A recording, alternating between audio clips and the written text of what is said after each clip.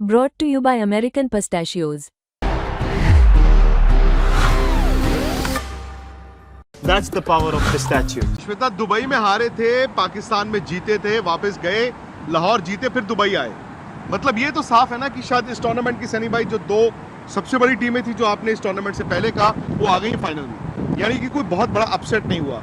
लेकिन अब श्वेता का सवाल ये है कि जो हमारे से वो लीग मैच हार के गए उसको आप किस तरह से याद रखेंगे और क्या वो अब मायने रखता भी है कि नहीं, क्योंकि ये दोनों टीमें फाइनल खेल रही। हाँ, देखिए, कोई भी टीम है, कोई भी इंडिविजुअल क्रिकेटर है, वो अपनी जो पहली गलती है उसके बारे में सोचता ज़रूर है और उससे किस तरह से सुधारना ये भी तो सोचता है। तो न्यूजीलैंड ने ये भी तय किया होगा कि शायद क्या हम पहली बल्लेबाजी करें कि जो उन्होंने गलती की थी या वो एक उनके मन में होगा जी। दूसरी बात ये होगी कि जो भारतीय स्पिन गेंदबाज है उनके खिलाफ किस तरह की बल्लेबाजी करनी होगी और जो भारतीय बल्लेबाज है उनके खिलाफ किस तरह की गेंदबाजी करनी होगी।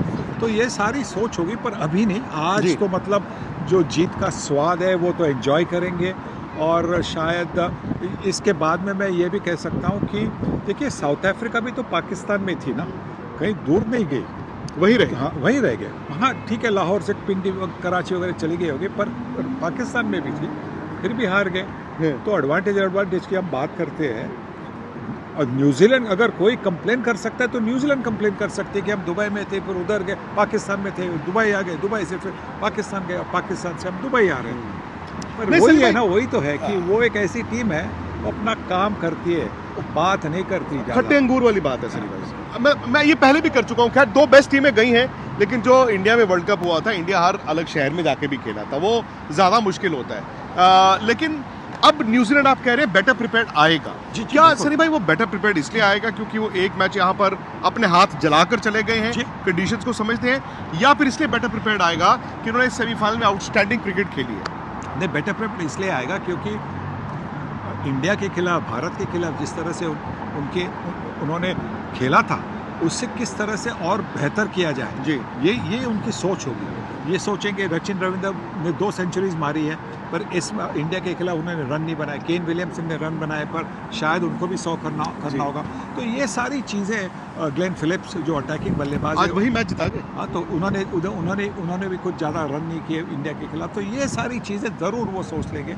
फील्डिंग के बारे में तो कोई दो राय नहीं कि उनकी फील्डिंग, शायद अगर फील्डिंग यूनिट बोले तो उनकी फील्डिंग यूनिट सबसे बढ़िया है, इस टूर्नामेंट बढ़िया रह चुकी है। और जैसे हमने देखा, ऑस्ट्रेलिया की भी फील्डिंग हमेशा अच्छी रहती है, पर इंडिया के खिलाफ टेंशन होता है, प्रेशर होता है, तो वहाँ पे भी आसान नहीं, पर कैचेस निकल गए। न्यूजीलैंड के हाथ से भी निकल सकते हैं, यही आशा करते हैं कि निकल सकते हैं। और मुझे लगता है कि ये जो मुकाबला होगा बिल्कुल दिलचस्प, जैसे कि कल वाला मुकाबला था भारत और ऑस्ट्रेलिया के बीच में, मतलब नेक एंड नेक था जी, आखिरी 2-4 ओवर तक नेक एंड नेक था, वैसा ही होगा और वैसा होना भी चाहिए। फाइनल है भाई। क्या चैंपियंस ट्रॉफी भी इंडिया ही जीतेगा? चैंपियंस ट्रॉफी की लाइव कवरेज दुबई से सीधा मेरे साथ, और साथ ही स्टूडियो में गर्मा गर्म बहस। आप भी जुड़िए स्पोर्ट्स तक के साथ इस चैंपियंस ट्रॉफी के सफर में। फटाफट से सब्सक्राइब करिए।